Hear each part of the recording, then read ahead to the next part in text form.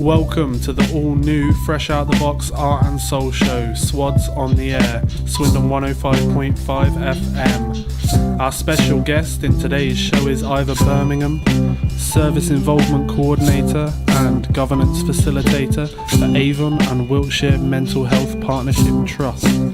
Also featured in today's show, music by unsigned local artists, music comment and all things SWADS. That is supporting wellbeing and developing stability.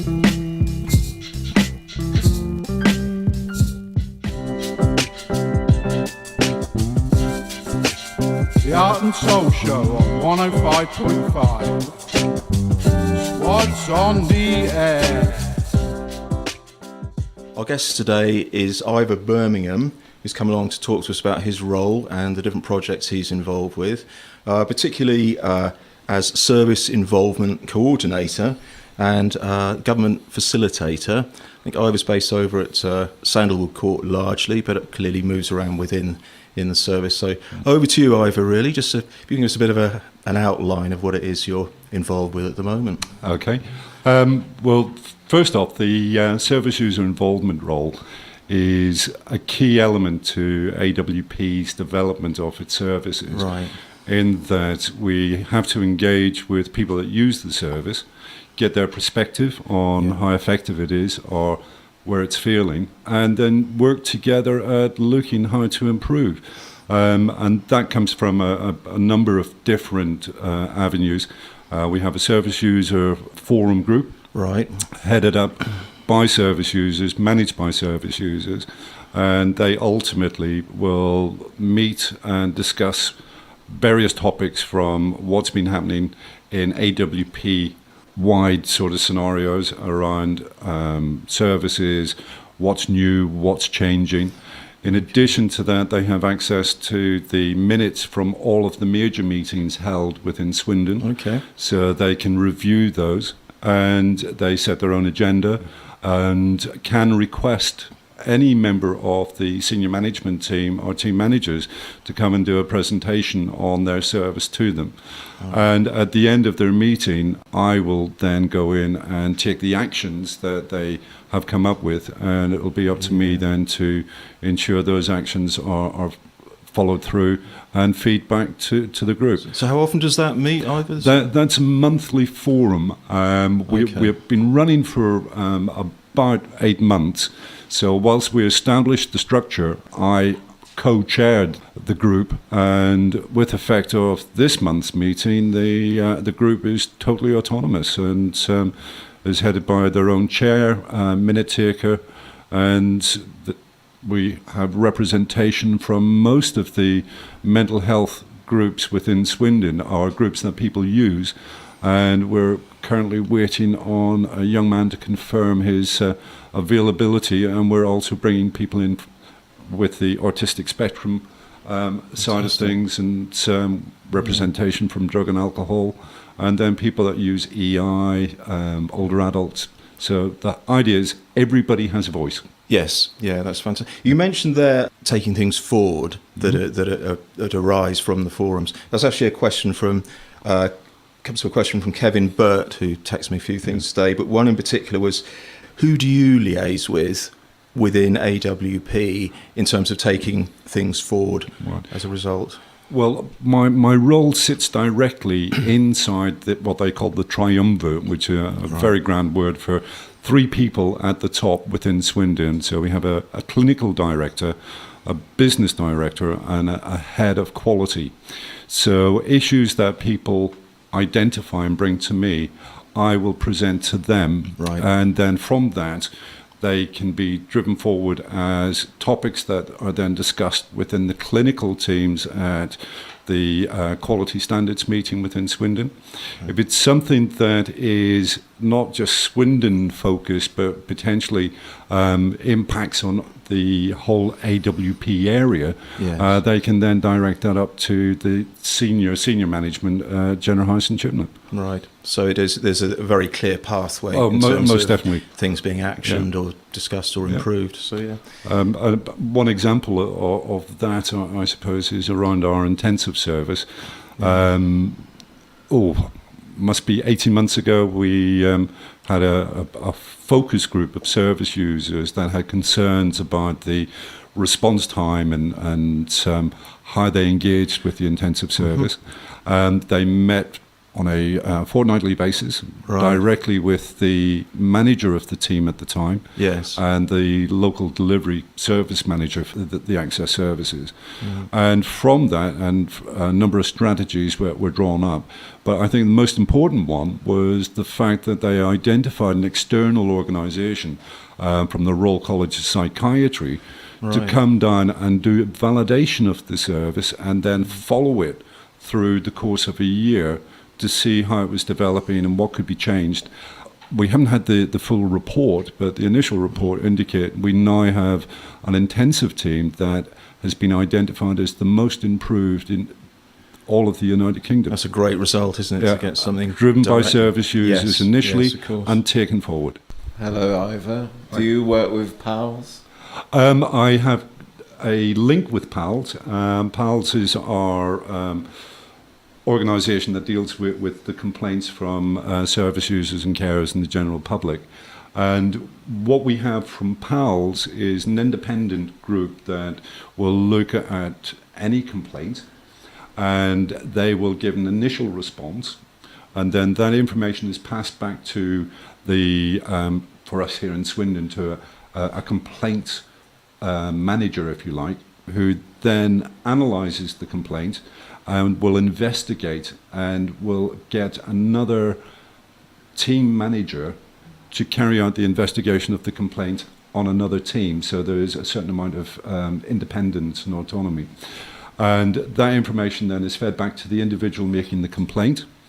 And it's also, in a formal letter, they're generally invited in for a discussion about it and the findings. And then if the individual is not satisfied, we give them all the support they need to take it further. And if that's to the mental health ombudsman within NHS England, we'll support them with that as well. But the important thing about complaints is we don't look at them as a negative thing, because there's learning that we can get from that. And one of the important parts of the process is looking at what we can learn from it. And again, we have a dedicated group of people that present that information on a monthly basis to the senior management, so that they pick out key bits and see if there's an action plan that needs to be done, and that helps us change the quality of a service as well. And the whole idea is to be open and transparent. Yeah. Yes, just taking a quick break now from the interview. Going in with Mali by Mystic, edited by my mate Ben from way up north.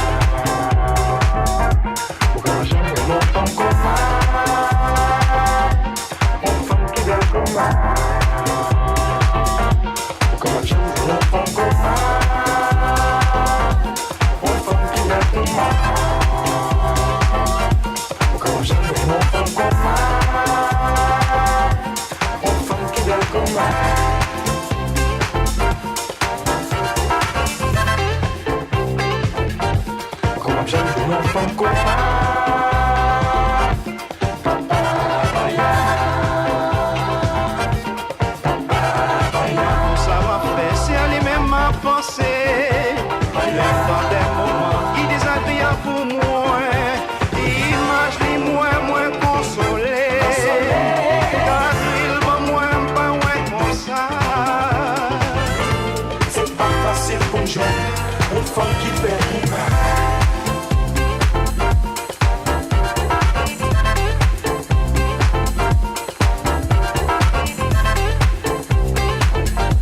Come gente non fanculo.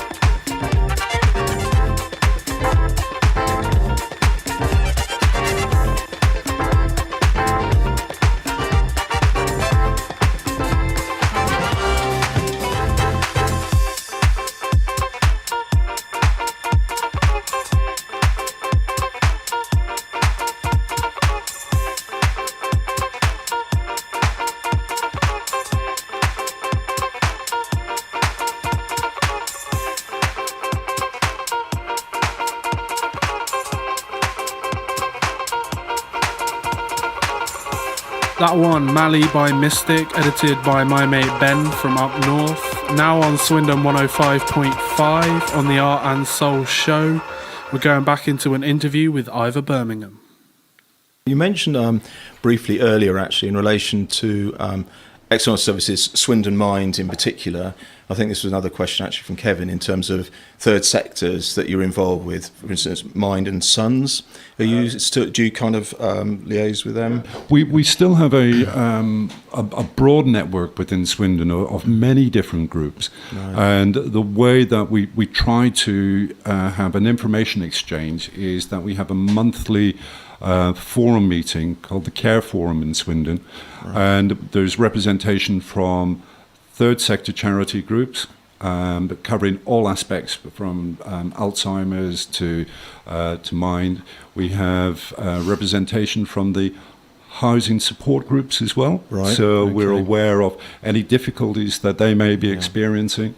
And at the same time, we have team managers and senior management present. It's a very big group. Yes, it's a lot of information is exchanged, and one of the important bits is that exchange of information, developing the networks.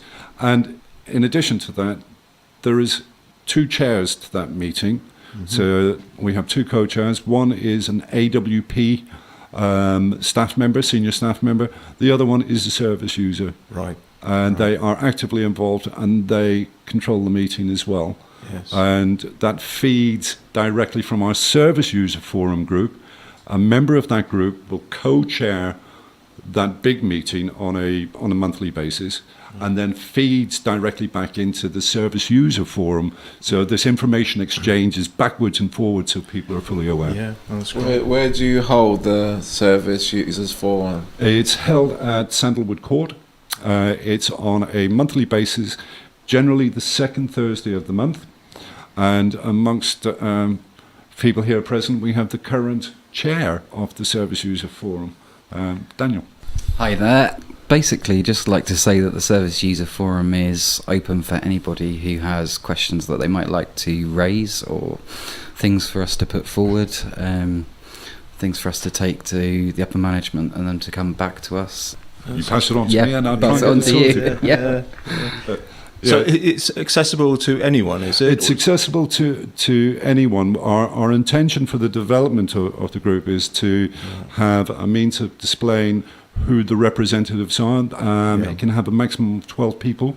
So they can invite an individual in to share their experience or their concern to the forum group, and they will take that forward. I think that's quite an important element to it. And everybody's extremely kind and friendly, and people have a good chatter as well about stuff. So. And it sounds like a very productive process as well. In the past, the group has been requested to review documents of an educational nature that had been drawn up for publication in the British Medical Journal. Really? on how best for GPs to speak to patients that have anxiety and potentially thoughts of self-harm. So the group analysed what was written and put their concerns and their feelings. That went back to the author. They made the amendment, and that was included in the BMJ. So, it's not just a talking shop. It's very much a doing thing and challenging. And AWP and the healthcare professionals actually quite enjoy being challenged in delivery of the service and what can work better. And I know historically people have had a dim view of some aspects of mental health services in Swindon, but what we're trying really hard to do with the support of service users and carers is not to forget the problems of the past, but to take what is relevant and learn from it, but really look at what's happening now in Swindon and what the needs are for the people of Swindon now. History we can learn from, but we can't change it. So the idea is to work in the here and now. And the Service User Forum is a very important part of that. You say you got a forum. Is there forums around the rest of the country? There is a trust-wide AWP Service User Forum, and we have representation at that meeting. And again, it's very much a doing thing. So our representative from Swindon goes up and presents their concerns about what's happening in Swindon. And if they feel things aren't moving fast enough, they can take it directly to the senior management, who then have to respond to them. So that's a big move forward in this involvement of people. At the end of the day, it's your health, it's your care. And our service wouldn't exist if we didn't have the patients that we need. It's very proactive, isn't it? I mean, that's the thing with the forum. It's, like you say, it's not just a discussion group. There are outcomes that are really beneficial. And in addition to those sort of aspects, one of the things we're finding in Swindon over the last few years, I have trained a number of service users and carers in the recruitment process for new members of staff coming into AWP, and they sit on the panel that do the interviews. And although the service user is not there as a healthcare professional, they're not really interested in the qualification somebody's got. They're looking at the passion and identifying, do I trust that person? Do I feel I can trust them? Could I engage with them if I was in need? And this is coming across as a really strong backbone now to the quality of the staff that we have got in Swindon. Is that always the case with every interview now, is it? It is. Right. Certainly in the time that I've been working with AWP for the last 3 years, I can't recall of any interview process that's gone through without a service user. Because you've done a few, Dan, haven't you? I think you've done a few interview panels. Ivor's had me do quite a lot of interviews. Oh, really? It's a fantastic opportunity, and it is really confidence building, and to sort of help decide who's going to be a future employee, and that can make one change to help somebody. That's one step forward. Oh, actually, I remember now. You did mention it. I mentioned a member of staff. And he said, "Oh, yes, I interviewed them." Yes. So I think it's great. It's great, the involvement. You forget that. But the important thing is that we have to recognise that our service user community have to have faith in those that they engage with in their support, and by trying to put a level of confidence into that by having the service user on that discussion group or the interview panel, that they are there with their own lived experience and the knowledge of what has happened before and the knowledge of how people they know may be suffering or in need of support. So all of that comes through, and they ask very difficult questions, I can assure you. Yes. And it's not a process that happens. I don't just phone Dan up, for example, and say, Dan, I've got an interview tomorrow morning. Do you want to come and do it? We provide the service user with the full job description of the post, Right. Okay. Yeah. what the academics are looking at in terms of the other panel, and then the skill sets that are needed for communication and all the rest of it. Yes. And then they draw up a number of questions that they present to the panel, and those questions are scored against like everybody else. Right. Thank You said some people give you very difficult questions for you to answer. Mm-hmm. Do you take that on the chin and find it easy to do that, or exciting and in any such words as well as that, and easy to just like that's your part of your job and you feel quite well to do that and stuff? Yeah, difficult questions are a challenge. And that challenge is I've got a need that hasn't been met, or whatever the case may be. The important thing is that the question's been asked.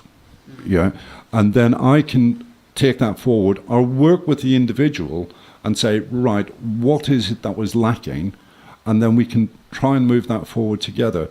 Now, I was introduced as being based at Sandalwood Court. My favourite quote, and most people know it now, is my office is every coffee shop in Swindon.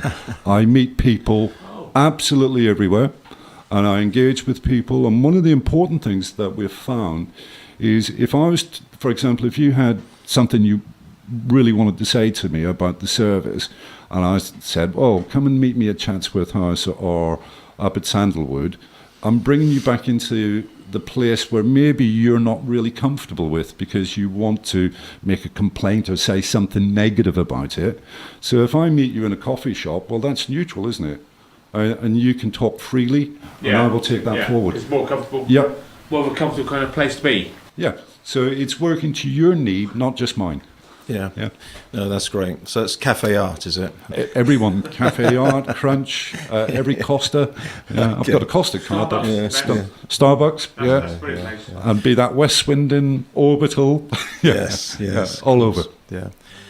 One thing I was going to ask you about was I know you've run some courses, and I think once again Dan's been involved in terms of the peer support training. Yeah. Which you can just tell us a little bit about what that was. We use the term very broadly, peer support, but in basic terms, it is having somebody with a lived experience of any condition, not just mental health. You can do the same thing in a variety of different settings.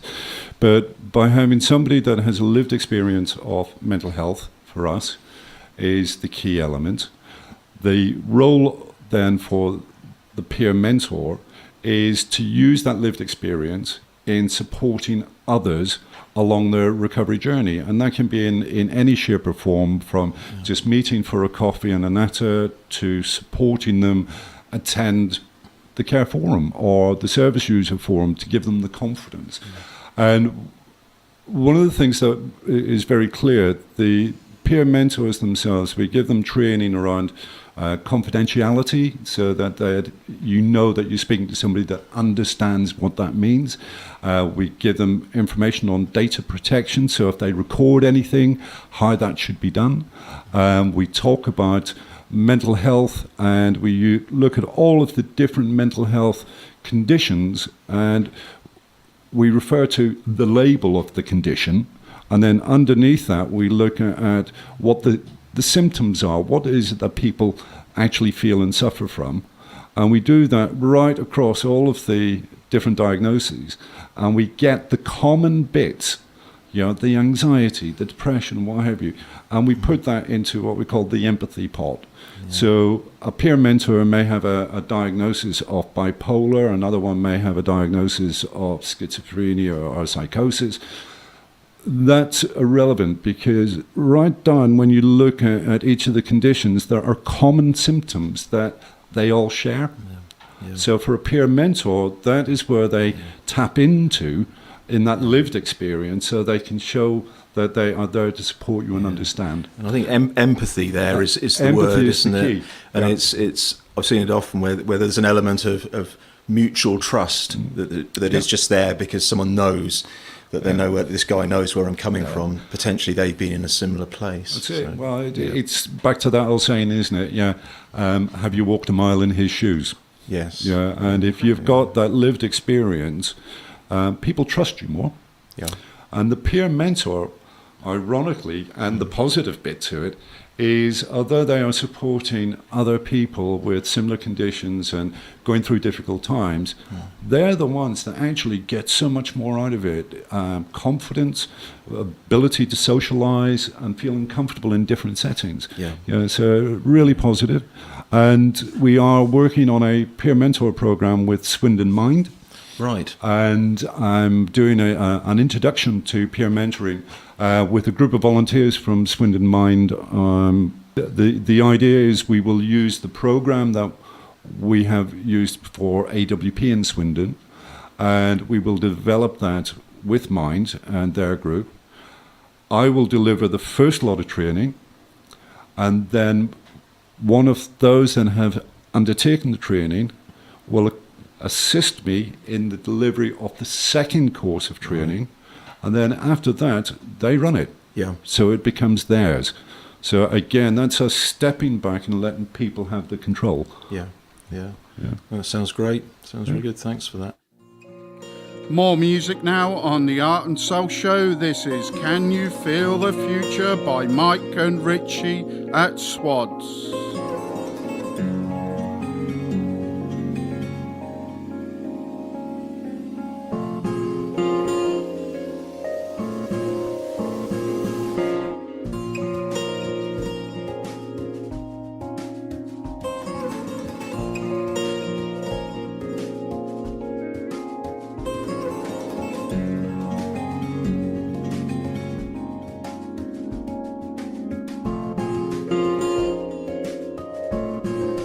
Can you feel it moving? It's the future. It's the way our minds are moving as a species, getting up, moving on without a word. It's just a feeling and a thought. You hear me thinking, cross the void. Girl, I really need you, and you really need me. Tonight it's just a feeling and a thought. There are no words for our love, no words. Just a thought and a feeling and a touch of your hand as it touches my soul. No words for our love, just a thought and a feeling. No words for our love. Yo, no words for our love. No words for our love. Just a thought and a feeling. No words for our love.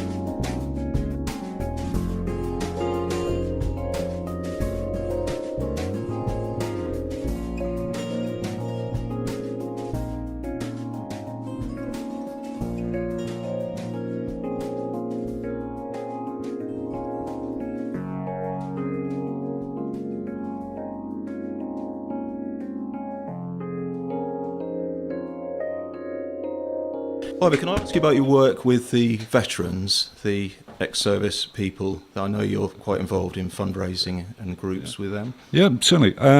Well, historically, prior to coming into AWP, I was in the armed forces for 30 years. And when I came out, I was working around in different locations before I came to Swindon. And on my arrival in Swindon, I bumped into an old military friend who was suffering quite badly from post-traumatic stress disorder and living rough and what have you. And again, like most people, you know, what do you say? What do you do? So I approached several colleagues within AWP and asked them what services were available for veterans, and that they were explaining it's quite extensive. Right. But one of the bits that we didn't have was a group where people could come together and talk about their experience. So working with another military veteran who had gone through the mental health system here in Swindon and was on his recovery journey, we came up with the idea of setting up a group which is called Brews and Wets. And the reason that the name came out was, again, using military slang and terminology. Right. In the Army and the RAF, a brew is a cup of tea, and in the Navy, they call it a wet. So it covered all three services. We started off hosting the group over in West Swindon with the support from ASDA and the community champion there, Jan, who provided us with tea and coffee and a place to meet. With the establishment then of the British Legion Poppy Shop in Swindon, they then support us, and we have a monthly meeting in there. And the idea, again, it's not a therapy session. This is for people to drop in, talk about what's worked well, what hasn't worked well, where they're struggling, and then using the British Legion in its support in the welfare role, so they can help them with funding, accommodation and what have you. And I'm there to help them identify where they can get support for their conditions. Yes. And again, what we'd like to do is develop that further and just to have a support group for the families of people that are suffering from PTSD. And it doesn't just have to be military families. It can be anybody that's supported a loved one with post-traumatic stress disorder, because it does have a ripple effect inside a family and relationships. So we would like to look at developing a group for the families and take that forward. Right, that's interesting. Just out of interest, how involved are the Army in terms of support for some of these people? Do they have support networks they provide? The military as a whole, they have a very structured mental health service. Right. It's the process from when they leave the service is the difficult bit. And you're generally talking about fairly young people still who are very physically fit. They've endured quite a bit. But they come from a very structured environment, so settling into civilian life can be difficult, followed by the fact that they're quite proud, so they won't come forward easily and ask for help and support. So the British Legion is one of the primary support groups, but the Royal Air Force have the Royal Air Force Association to fall back onto as well. And the Navy have the Royal Navy Association, but they all fall in around the British Legion. In addition to that, we have Help for Heroes over in Tedworth House in Tidworth. And their primary focus in the past was around people that had been injured and lost limbs, but they're doing a transition now into supporting mental health related issues.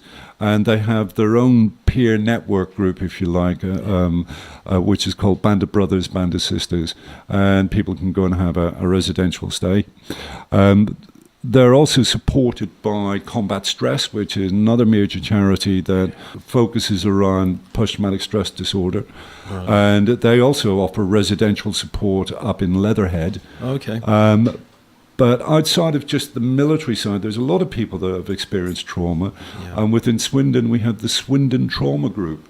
Right. which is a very strong group, and they have ex-military people in there. They also have ex-military from other nations that go there, and they have civilians that have experienced trauma, and that is the whole range from abuse in youth and coming up through, or as a result of a major road traffic accident or the loss of somebody. So they meet, they have their own website, which if you do a search, Swindon Trauma Group, and they hold an annual conference every year, and they bring some really powerful speakers who are experts in post-traumatic stress disorder and alternative therapies as well to complement the support. It's headed up by a gentleman called Dick Hilling, who again is a former military psychiatric nurse and was involved with working with a lot of I did not know you can military. get like an army type of CBN. Yeah. Never heard of that. Yeah, all three services have their own psychiatric nurses. That sounds good. Yeah. No, that's very interesting. Thanks for that. So it gives us a bit of an insight into the network. There's quite a network there, really, isn't it? It's just a matter of and knowing it and signposting it. Yeah. I think one of the things that is difficult in Swindon is identifying what is right for you outside of the mental health services, because there are so many different charity groups, and I could list them. We have a fabulous group, SAMS, which work around autism and special needs, learning disability, and they're mental health advocates. So if you need somebody to speak up on your behalf, they'll do it for you. We have Mind, obviously, SUNS, Service User Network Swindon, very strong group led by service users to give service users a voice. Swindon Trauma Group I mentioned. We've got Twigs, Richmond Fellowship, and the thing is, there are so many of them. It takes a bit of time sometimes to work out which is right for you. Yes. And there's the SOBS group, Survivors of Bereavement from Suicide. So they're there as a support group for the families and the loved ones and friends of those that need a bit of support and talk about the loss of a loved one. And we're very proactive with SOBS, and they have a new program that's just come out for male survivors, because as we know, males don't like talking, especially about personal things and emotional things, so that they've started that. So there's so much that goes on in Swindon, and coordinating it and networking it with inside it and signposting is another element of what I do. And likewise, from meeting other service users that maybe have moved on from AWP, I learn a lot from the networks that they've developed, and that's a good insight. And people don't always want to, for example, volunteer and go back into a mental health charity to volunteer, or they feel uncomfortable working in a shop. So we support people to look a bit further afield. Swindon and Cricklade Railway Museum. You have some service users who have volunteered and I didn't know that. Quite happily over there. Following a passion. The boundary is only set by yourself. And if you've got an interest, I'll work with you and explore to see what else is out there. To enhance to enhance it, to make it follow through and get a good chunk out of it, I suppose. Challenge yourself. I can figure the right words. But it's also important that Improve. You challenge yourself to move forward on your recovery. And what is normality? What is it everybody else seems to have? Unless you challenge it, you're not going to find out. No. So Railway Museums have another chap who's really into reenactment. Because they have their special days, don't they? They have their sort of World War II reenactment. Yes. Another chap who's really into wargaming with models, and he does Warhammer, but Napoleonic period, so the history of the Napoleonic Wars. Great social network. No mention of mental health. He's doing something he enjoys. Last little thing to mention, which we Camera Club sounds Yeah. very interesting. Camera Club. We have the first meeting of the Reflective Journeys Camera Club, which is open to staff members of AWP, service users and carers. Right. And it is a club. It's not a therapy group. We are bringing together people that have got an interest in photography and want to develop their knowledge and skill. The aim is to run it on a fortnightly basis. We will be holding competitions. We will hopefully be able to offer people some training and an introduction to photography. You don't have to be an expert. You can come with your mobile phone, Right. camera, or you can come with an all singing, all dancing digital camera. Yeah. We're not photography snobs. The idea is to share in the passion of the art form of photography. Are you going to go out on sort of location? Or? We again, once we have the initial meeting, we will draw up the program for the year, and so there may be trips out to different locations for particular themed events. So it may be, down to Coltwater to catch a sunset and get people to go through capturing the sunset and how they interpret it and what have you. It could be being invited back here whilst the guys are jamming and doing some portrait photography. Yes. It's a whole range of things. No, sounds great. Sounds great.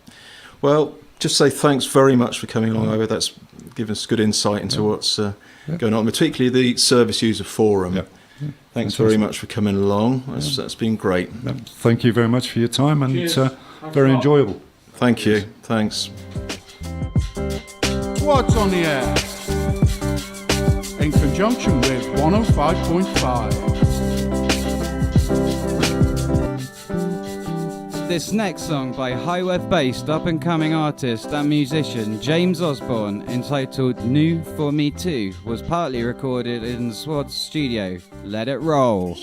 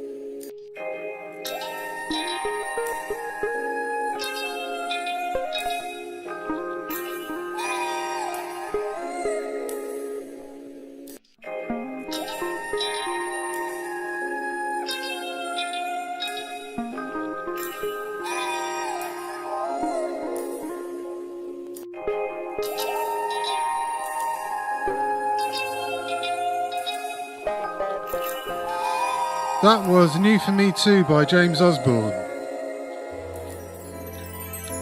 Carrying on with the music now on the Art and Soul Show at SWADS on the air. This is Happy Days Jazz. Happy Days by Rich P.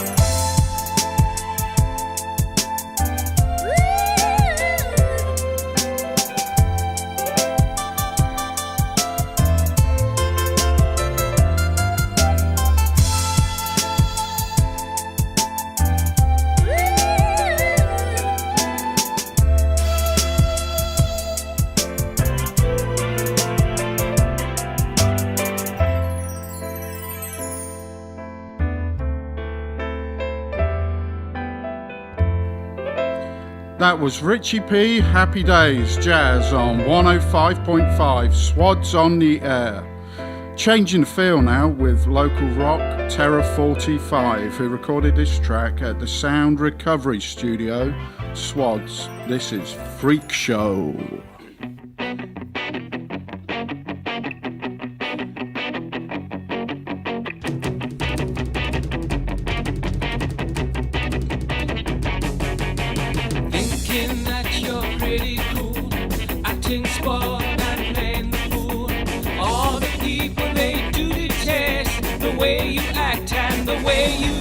You got nothing else to do, you got nowhere else to go. You're a freak show.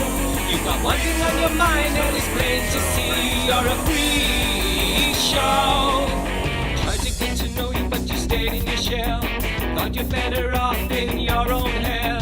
Dragged into a hole with no way out. The final exit to your last shout. You got nothing else to do, you got nowhere else to go. You're a freak show. Got one thing on your mind and it's plain to see that you're a freak show.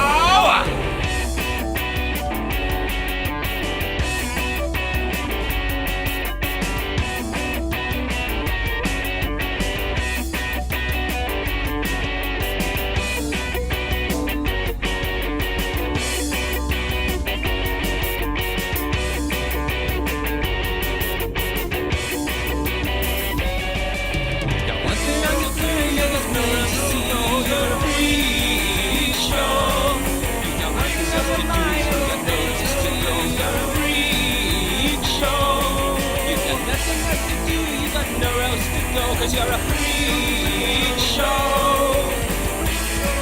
You are a freak show. That was Freak Show by Terror 45. Slowing things down now as we play our last track. This is Rachel Fry with a Bob Dylan cover, Make You Feel My Love. When the rain is flowing in your face and the whole world is on your case, I could offer you a warm embrace to make you feel my love. When the evening shadows and the stars appear and there is no one there to dry your tears, I could hold you for a million years to make you feel my love.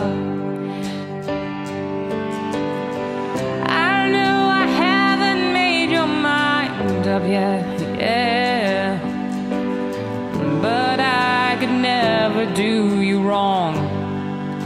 Whoa, whoa, whoa, I've known it from the moment that we met. No doubt in my mind where you belong. Yeah, yeah, yeah. I go hungry, I go black and blue. I go crawling down the avenue. No, there's nothing that I wouldn't do. Make you feel my love. The storms are raging on the rolling sea and on the highway of regret. Whoa, whoa, I know the waves are blowing wild and free.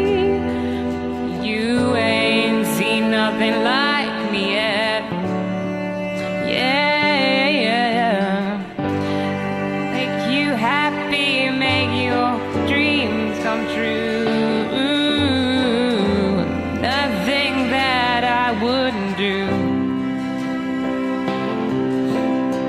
Go to the ends of the earth for you to make you feel my love. To make you feel my love.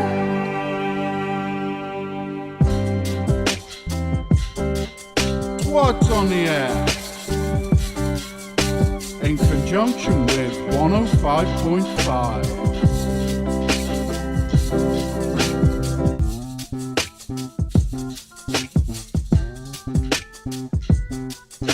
And that brings the show to a close. Thank you very much for listening to the first ever Art and Soul show. Make sure you join us next month on Swindon 105.5 FM at the same time.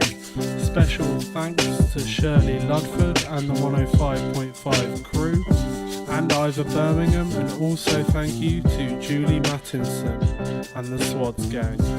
That brings us to an end. Be excellent to each other.